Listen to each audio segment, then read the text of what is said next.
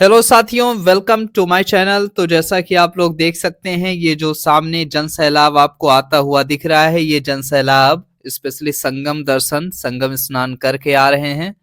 और बाकी आप देखेंगे तो ये प्रयागराज शहर का कीटगंज मोहल्ला है। कीटगंज मोहल्ले में आप देख सकते हैं कुछ इस तरीके आपको भीड़ देखने को मिल रही है, क्योंकि जो आज का दिन था साथियों, वो अमावस्या, मौनी अमावस्या का दिन था, तो स्पेशली बहुत ज्यादा भीड़ थी।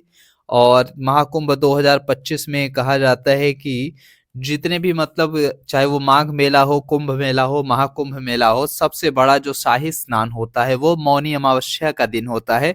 और ये आपको देखने को भी मिल रहा है, मौनी अमावस्या वाले दिन काफी ज्यादा भीड़ आपको देखने को मिल रही है रोड पे।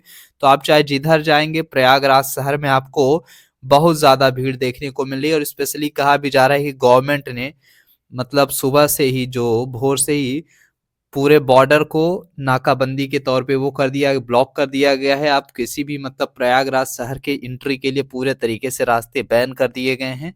और काफी ज्यादा ट्रैफिक भी आपको देखने को मिलेगा अगर आप हाईवेज पे जाएंगे। तो कहा भी जा रहा है कि लगभग 100 किलोमीटर इतना लंबा ट्रैफिक जैम लग चुका है। तो सोचिए, बहुत बड़ी बात है। और आप देखेंगे तो ये पूरा का पूरा ये जो भीड़ है, दृश्य है, ये सब संगम स्नान करके लौट रहे हैं, क्योंकि ये वापसी का मार्ग भी है एक तरीके से।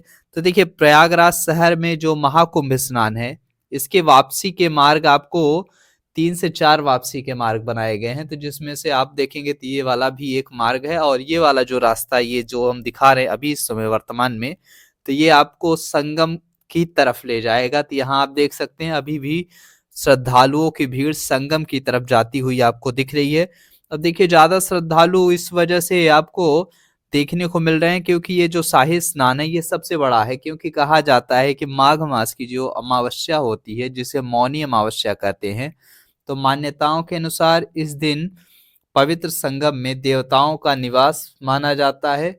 तो इसलिए इस दिन का बहुत ज्यादा विशेष महत्व है कि कहा गया है कि इस दिन अगर आप गंगा स्नान करते हैं तो आपको बहुत ज्यादा पुण्य फल मिलता है।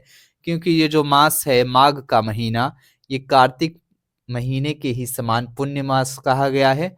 और गंगा तट पर इसी कारण भक्तजन जो होते हैं 1 मास तक कुटी बनाकर कल्पवास करते हैं, और इस कल्पवास में वो स्नान और ध्यान किया करते हैं भगवान का। तो याद रखना है। और शास्त्रों में कहा गया है कि सतयुग में जो पुण्य तप तप से मिलता था, मतलब सतयुग में आप देखते थे तो जो पुण्य लोग प्राप्त करते थे तप के माध्यम से, तपस्या करके, वही द्वापर में हरि की भक्ति करके लोग प्राप्त करते थे। और जबकि त्रेता युग में ज्ञान के माध्यम से किया जाता था। वही सेम जब बात करते हैं कलयुग में, तो कलयुग में कहा जाता है कि आप माघ मास में अगर संगम स्नान पर क्या करते हैं, स्नान कर लेते हैं, स्पेशली अमावस्या वाले दिन, तो आपको अनंत पुण्यदायी फल प्राप्त होता है। तो यही वजह से आप एक अगर इस हिंदू मान्यताओं के अनुसार देखें तो इस दिन का काफी विशेष महत्व देखने को मिलता है।